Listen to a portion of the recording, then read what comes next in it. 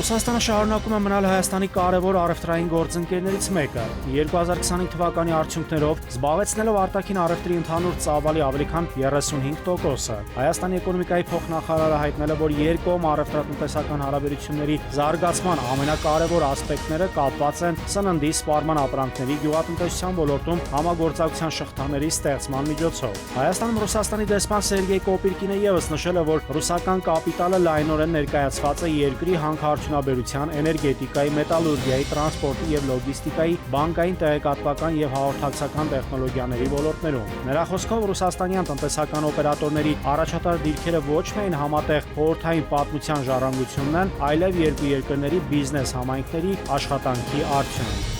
Ողբերգական ավտովթար է տեղի ունեցել Արարատի մարզում, գիշերը 23:15-ի սահմաններում։ Այս մարզի բնակիչն իր BMW մակնիշի ավտոմեքենայով Երևան-Մեղրի ավտոճանապարհի 11 կիլոմետր հատվածում բախվել է Սյունիքի մարզի 30-ամյա բնակչի ԿամԱԶ մակնիշի բեռնատարին։ Վթարի հետևանքով BMW-ի վարորդը ծայրահեղ ծանր վիճակում տեղափոխվել է հիվանդանոց։ Հետո սակայն հիվանդանոցից ոստիկանության Մասիսի բաժին տեղեկացրել են, որ BMW-ի վարորդը գիտակցության չգալով մահացել է։ Ագարակ մաքսային անցակետում մաքսային ծառայողները Իրանի քաղաքացիներից մեկի բեռնատարում մաքսակետի շվաքարանում իրականացված զննության արդյունքում կիսակցորդի բեռնախցիկի միջից հայտնաբերել են չհայտարարագրված 10,760 տուփ տարբեր գրառումներով ծխախոտային արտադրանք։ Մինչև այդ վարորդը բանավոր հարցման ժամանակ հերքել է մաքսային հսկողությունից թաքցված կամ հայտարարագրման ենթակա ապրանքների առկայությունը։ Իրանի քաղաքացու նկատմամբ կազմվել է մաքսային կանոնների խախտման վերաբերյալ արձանագրություն։ Կրկինահազանգում են բեռնափոխադրում իրականացնող հայ վարորդները։ Հայ-վրացական սահմանին անցակետում 8 ժամ մնալուց հետո միայն վարորդները մուտք են գործել կայանատեղի։ Բեռնատարների վարորդներն ահազանգում են, որ մի քանի օր է Հայաստան-Վրաստան սահմանի Բագրատաշենի անցակետում դեպի Հայաստան բեռնատարների մուտքը դանդաղել է, ինչի հետևանքով սահմանային հատվածում երկար հերթեր են առաջացել։ Բողոքում են, որ եթե սովորաբար մեկ օրվա ընթացքում 700 մեքենա է Բագրատաշենի անցակետով մուտք գործում Հայաստանի տարածք, ապա այդ օրը 250 մեքենա է անցել։ Հայաստանի էկոնոմիկայի նախարարը մինչև կառավարության կազմով Թբիլիսի մեկնելն էր հայտնել, որ խնդիրը կքննարկեն վրացական կողմի հետ։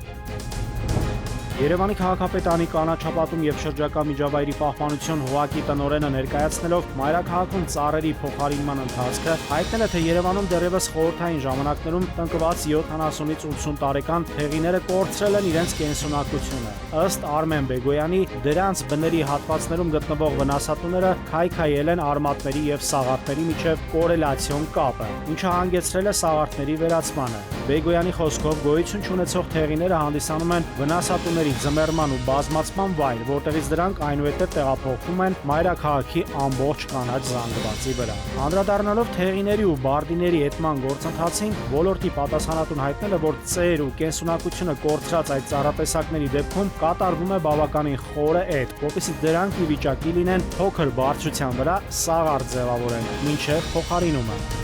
Հայոց ցեղասպանության թանգարան ինստիտուտի տնօրեն Էդիտա Գզոյանը պաշտոնից ազատվելու դիմում է գրել։ Թանգարան ինստիտուտից հայտնել են, որ տնօրենը գրել է դիմումը, սակայն դրա վերաբերյալ որևէ իրավական ակտ դեռ չի կազմվել։ Նաիրի Մուրադյան, ժամը լրատվական։